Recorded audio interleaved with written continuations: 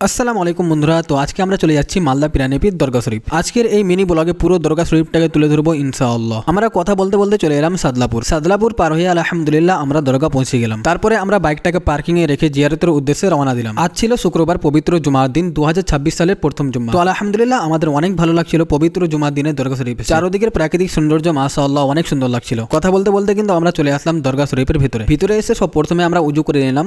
উজু করে আমরা চলে যাচ্ছি জিয়ারত করার জন্য। পবিত্র জুমার দিনে আমরা জিয়ারত করে এখন চলে যাচ্ছি জুম্মা পড়ার জন্য মসজিদে এসে দেখি এত ভিড়, এত মানুষ, নিচে পুরো জায়গাটা ফুল হয়ে গেছে। মাশাআল্লাহ এখানকার ভিউটা কিন্তু দেখতে অসাধারণ লাগছিল। নিচে কিন্তু জায়গা ছিল না, তাই আমরাও চলে এলাম উপরে জুম্মা পড়ার জন্য। জুম্মা পড়ে আমরা চলে যাচ্ছি মিনারের উপরে পুরো দরগা শরীফের ভিউটা দেখার জন্য। মিনার থেকে পুরো দরগা শরীফের ভিউটা দেখতে অসাধারণ লাগছিল মাশাআল্লাহ। মিনার থেকে আমরা নিচে চলে আসলাম আর এখানে মসজিদের উপরে দেখতে পেলাম আমরা অনেকগুলো গম্বুজ, আর দেখতে কিন্তু অসাধারণ লাগছিল মাশাআল্লাহ। আপনাদের কেমন লাগছে অবশ্যই কমেন্ট করবেন। তারপরে আমরা অনেকগুলো ইসলামিক ভিডিও শুট করলাম। শুট করার পরে আমরা বাড়ির উদ্দেশ্যে রওনা দিলাম। তো বন্ধুরা আজকের এই মিনি ব্লগটি এখান থেকে শেষ করলাম। এই ভিডিওটি ভালো লাগলে অবশ্যই লাইক করে ফলো করে আমাদের পাশে থাকবেন। আসসালামু আলাইকুম।